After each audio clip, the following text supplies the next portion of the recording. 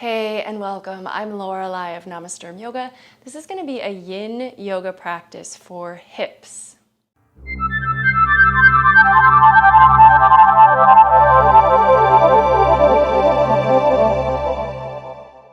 So thanks for joining me for a Yin Yoga class tonight. As many of you may know, Yin is a deep stretch yoga practice. Tonight we're going to focus on poses that affect the hips.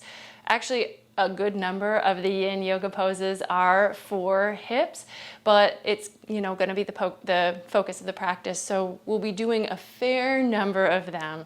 Yin Yoga involves long holds and a lot of stillness. We're trying not to stretch just muscle. We will.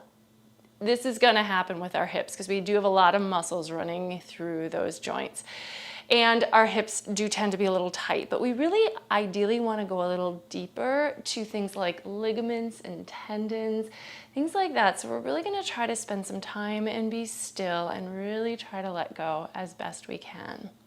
We're starting right now just in Sukhasana, which is an easy seated pose. So let's just take a few breaths here, hands to knees, head floating up on top of the neck, just to prepare for the practice.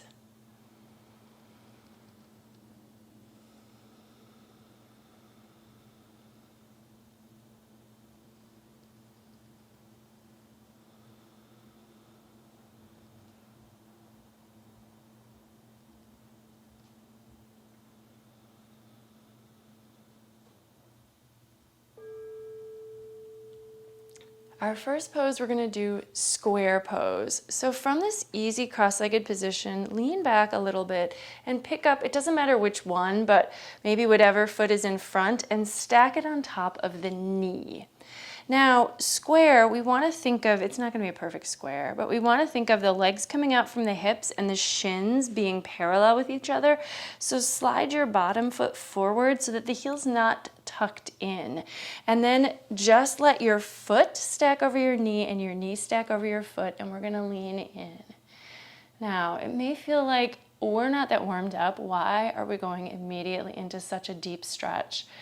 Actually, part of the premise of Yin practice is that the body does not need to be warm to take these stretches. Like I said, the focus isn't on muscles, so in fact, starting cold is kind of a little bit more ideal. It might not feel really easy and comfortable. We might not be able to relax just yet into this pose. Yin Yoga, although it does have the opportunity to be very relaxing, that's not usually where it starts. Some of these stretches can be a little intense. If you're feeling pain in your knees here, then find a way to ease off on this pose. We don't want the knees to hurt. You could even go back to a cross-legged position and just fold from there. But if you're able to tolerate the sensation, start to walk yourself forward. We're not going to push or pull. We're really just going to let gravity do everything here as we try to let go. I think it can be really beneficial to use your breath in a practice like this. So maybe it's an Ujjayi practice, maybe it's just some simple deep breathing.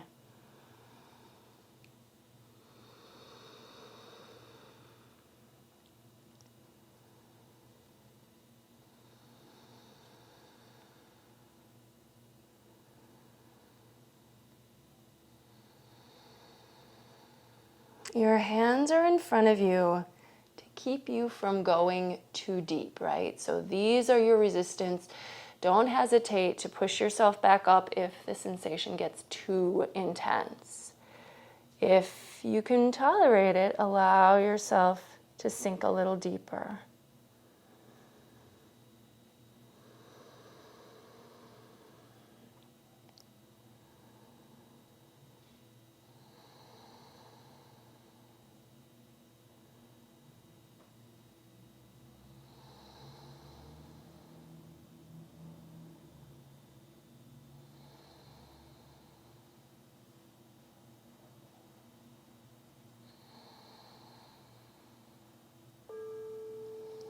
To move out of the pose, be very gentle. Move slowly, deliberately, mindfully. Lean back, and we're just going to change to the other side. So let's slide the leg that was on top to the bottom of the stack, and the leg that was on bottom to the top. Foot over knee, knee over foot. We don't want the heels tucked into the body for this pose. However, if it is too intense on your knees or something like that, then yes, you can do that so you don't hurt your knees. But the ideal alignment here, shins parallel, so that we're creating almost kind of a square with the legs. Lean in. Notice if one side is different than the other. That's not uncommon. We're not trying to fix it, right? Not all in one practice, not in 3 minutes, but just let yourself notice. Build awareness.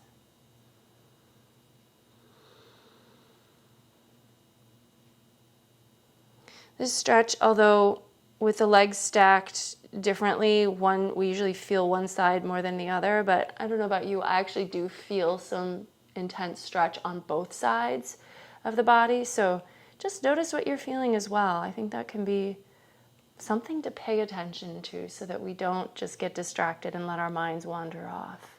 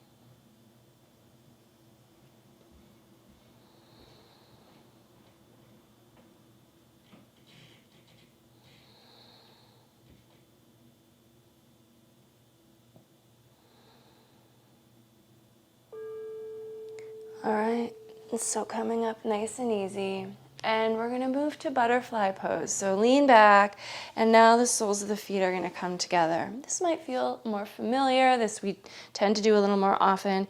You can pull your heels towards your hips, or if that's too challenging, you can always keep some distance between. We're not gonna try to push our knees down. We're just gonna let gravity do all of that. We're gonna lean forward, but again, we're not gonna try to pull using our hands against our feet. We're just going to let gravity do its thing, and we're going to be here for a little while, so it will happen. There's no rush in these poses. Just soften, give in. Try to do less. Like really, once you set the pose up, there's nothing more for you to do physically. There's no effort involved. It's just a matter of giving in. I know that's sometimes easier said than done. But be patient, be present.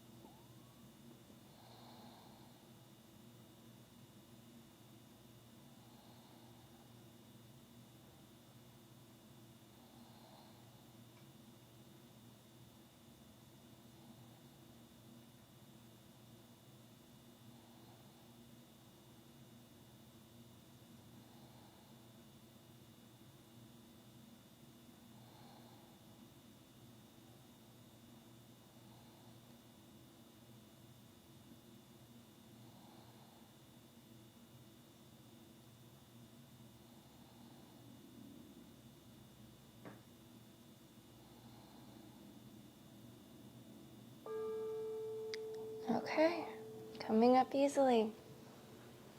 We're gonna move to dragon pose, and this is really kind of a low lunge. We're gonna start on the right. So step your right foot forward, and then you might even extend it forward. You might even roll to your hip to bring the left leg behind you. Somehow, use your hands. Make it as easy as you can. Come to your right foot and get the left leg behind. But we want to have this right foot a little bit to the side so it's nice and wide so that we can start to lower the upper body down. And this is where gravity comes in, right? Gravity is going to allow the whole chest, torso, arms, head to drop down. The back leg is completely relaxed. So the foot's behind you. It should just be extended. And we just let our weight sink down. You can let your head hang, so don't worry about holding your head in any particular alignment. We can sag down between our shoulders, give up the upper body weight, and let go.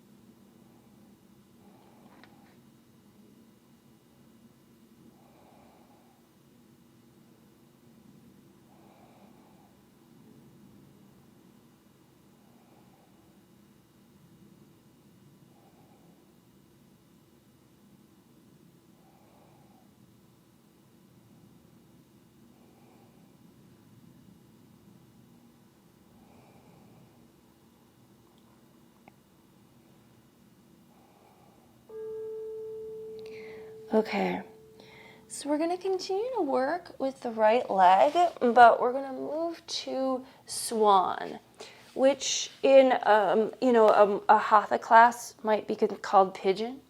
The poses in Yin have different names. I think just to delineate that this really is a different kind of practice.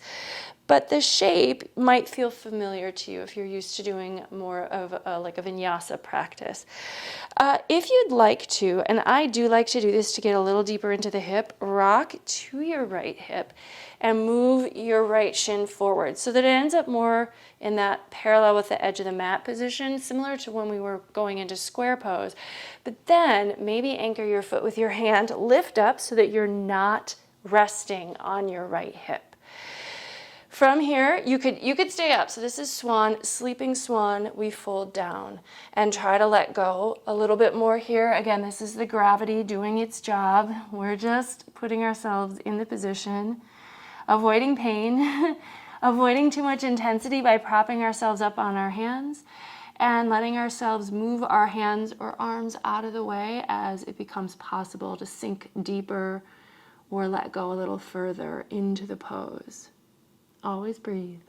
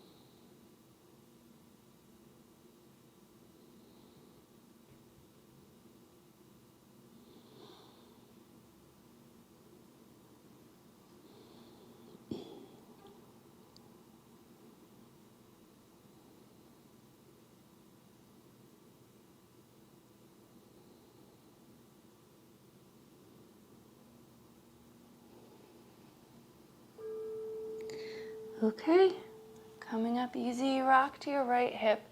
And we're just gonna roll all the way around to the left, but we can kind of just transition. I don't know, is this gonna be a smooth transition? Maybe, maybe not, that's up to you. Bring the right leg behind you, come onto the left foot. And ideally, going into dragon pose on the left, we want knee over ankle, so do your best to get that alignment. It's better for the safety of your knee that if your foot is tucked way back and your knee is way forward. Obviously, the focus of this stretch is going to be getting into our hip joint, but we just don't want to hurt any other part of our body as we do that.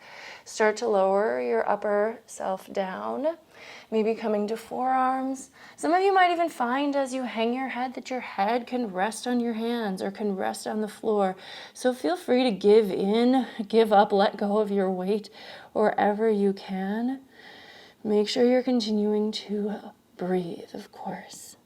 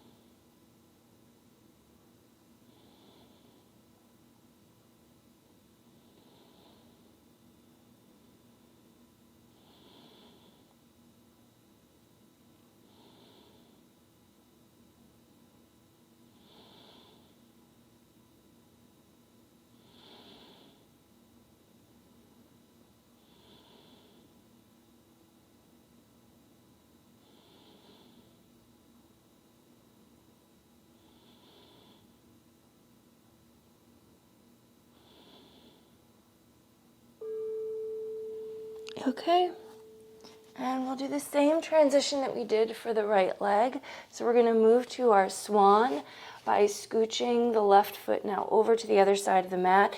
And if you were able to, find a way to lay your shin down more parallel with the front edge of the mat. If it's too intense, tuck your heel in. We don't want the shin like ahead of the knee, but parallel if possible. Come back so you can rest on the top of the right thigh and then relax the back thigh behind you. Start to fold your upper body down, avoiding rocking weight to that left hip. We're stretching in there, but we're not giving the weight there. The weight is really on the outer shin and then the back leg and the arms, of course, or head as the upper body comes down.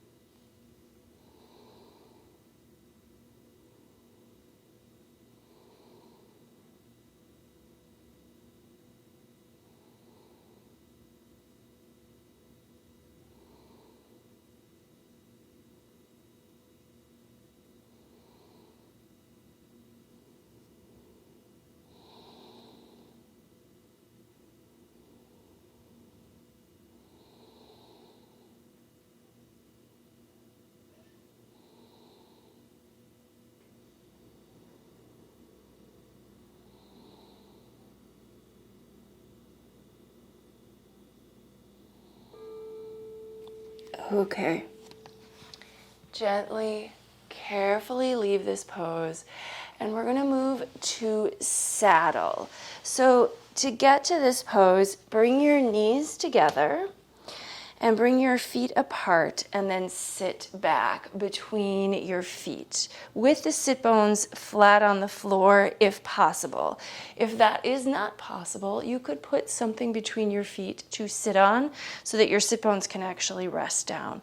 So this is the basic form here. And then if you feel ready, you can start to lay your body back. Just something to note, we're trying to really target our hips from all angles. In this position, our hips, our legs are internally rotated in our hip joint, so we might be feeling some different sensations than we did in a lot of the other poses. The hips are, or the legs, I guess, in the joint are externally rotated, and that happens more with things like our butterfly and our swan pose. But here they're rotating inward, so we're just going to hit some slightly different muscle groups. If you do want to lean back, you can add this in. It just adds a little depth to the pose, and it also gives a little bit of heart opening so that the upper body actually gets to really stretch out the front of the body in this pose if you like. So just spend your time here breathing.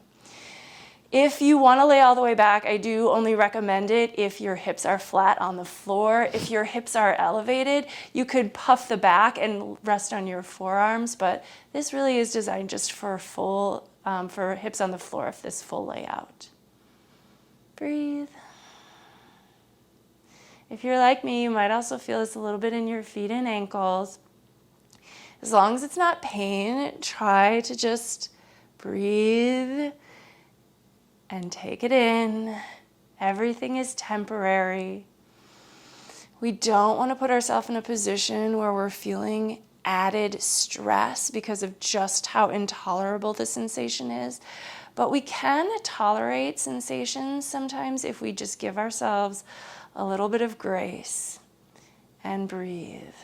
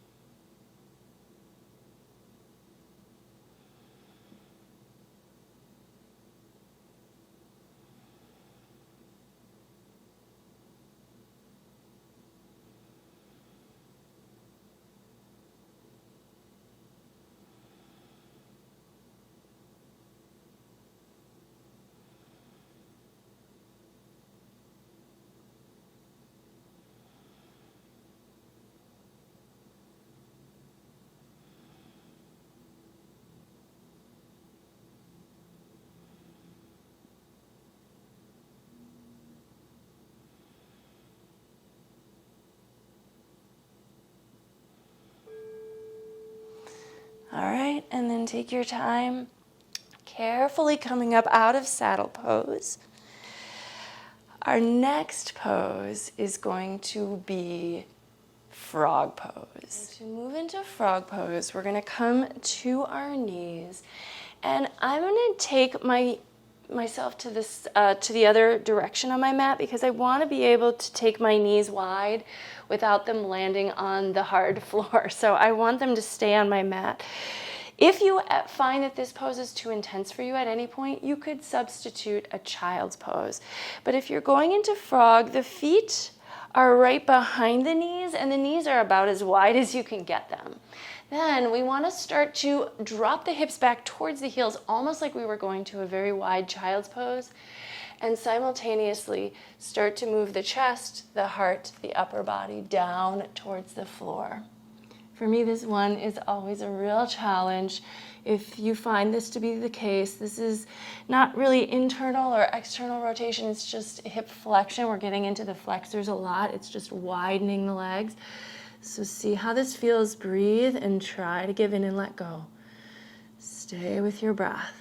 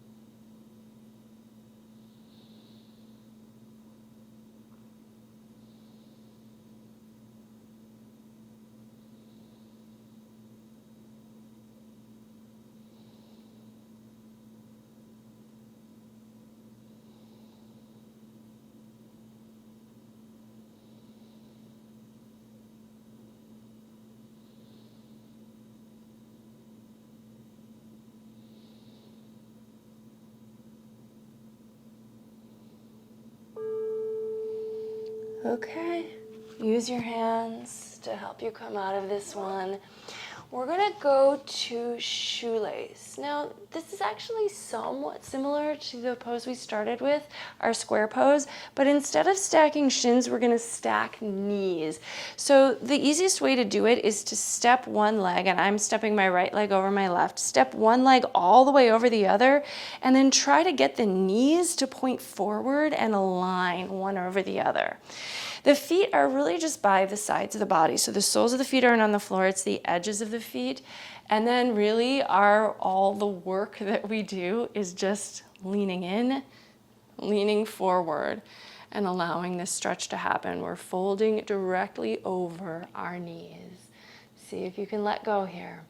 Feel free to really walk the hands out, let the head come down. This will happen over time, right? So you don't have to get to the end of the pose right at the beginning. You've got time, but allow yourself to give in and soften as it becomes possible.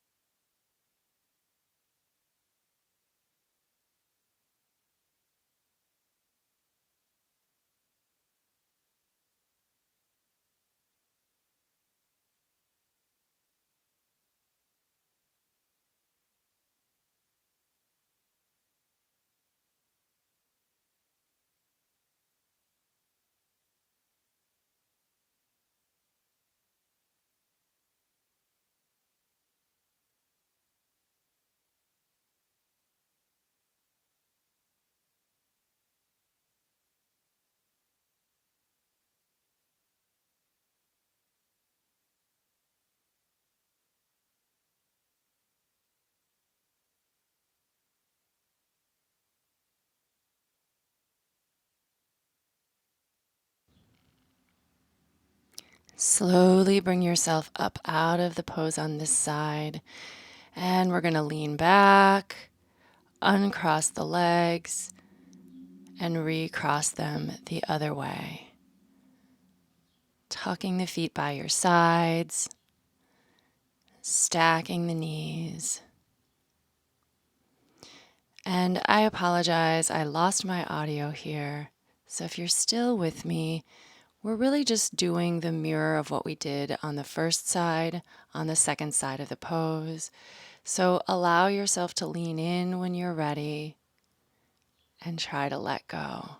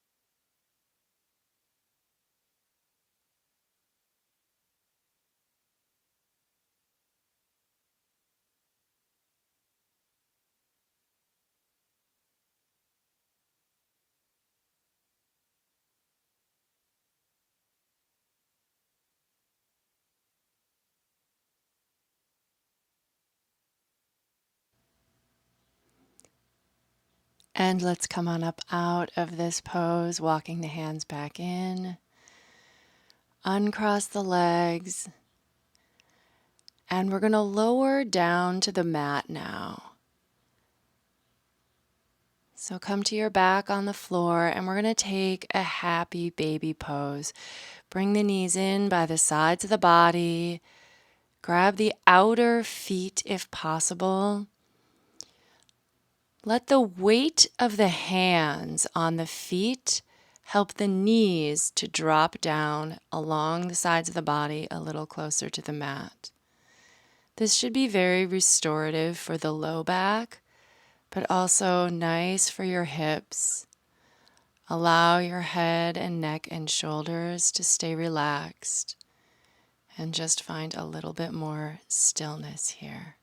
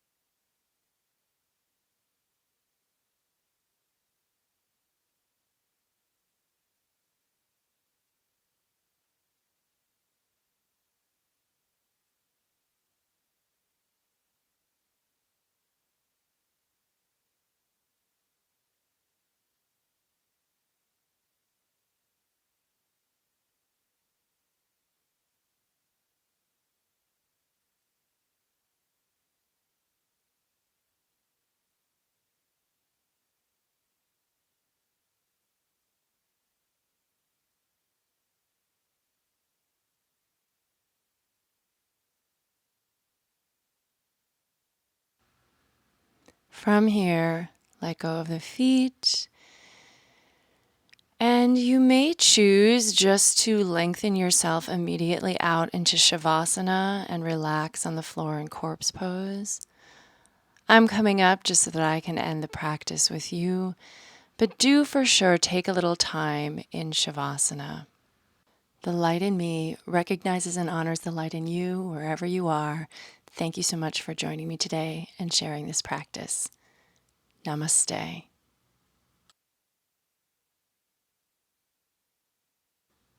I apologize again for the audio issues with the end of this practice. I do hope you enjoyed it nevertheless. I hope your hips are feeling good, open, something. If you have any questions or comments, please leave those for me below. Let me know what you think of the Yin Yoga. Let me know if you liked this hip focus practice. If you enjoyed the video, I hope that you'll give it a thumbs up. And if you haven't subscribed to my channel yet, please do so. I hope you'll join me again next time. Thank you so much. Bye-bye.